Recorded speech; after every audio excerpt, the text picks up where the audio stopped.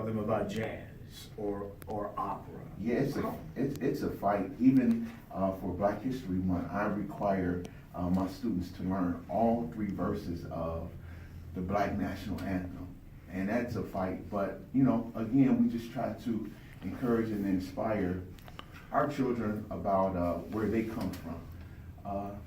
So after they embrace it after a while, but it takes a little while.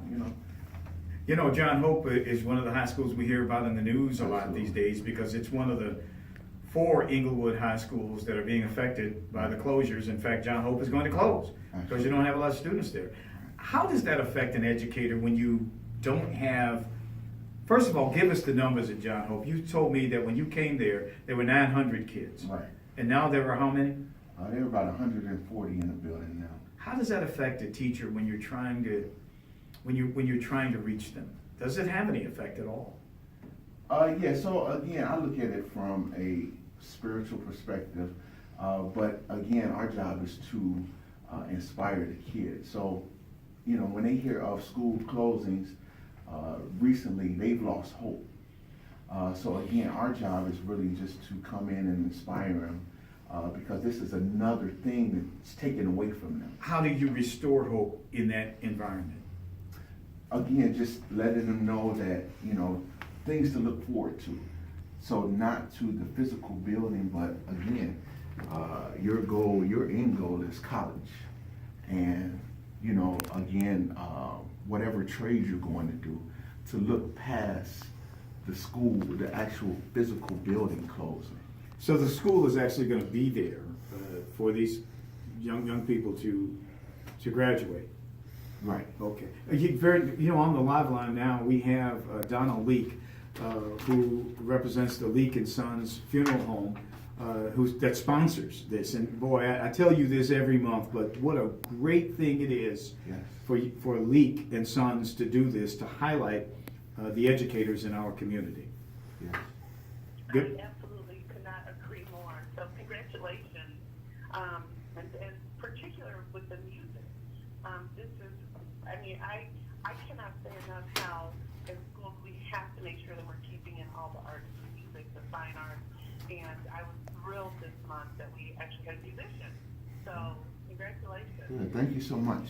I know that, Donna, you guys, when you select your shining star, tell us how you go about doing that.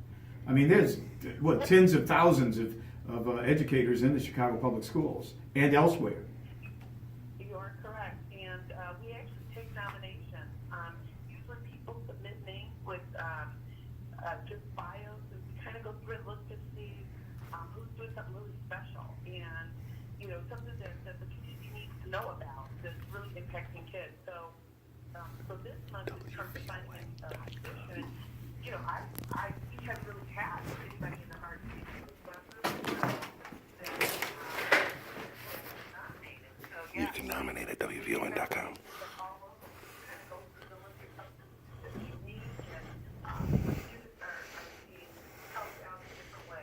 And if people out there listening have any ideas about Shining Stars and nominating Shining Star recipients, go to the WVON webpage, WVON.com, and let's hear from you. And Montague, I got one more question for you.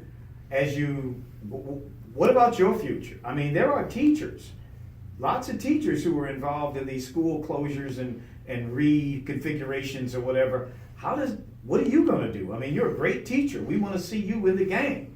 Absolutely. Well, again, we just got 3 more years, so again, we'll worry about that piece when the time comes. When that right happens. now, it's about our kids, and it's really not about me at this particular time. So again, we got 3 more years to remain open. So Yeah, we're grateful for that. Hey, well, thank you so much. Again, congratulations Thank you so much. to you for being selected the Shining Star. And thank you again, Donna Leak, for all that you and the Leak and Sons Funeral Home have done Yes. to highlight our educators. We'll be back right after this.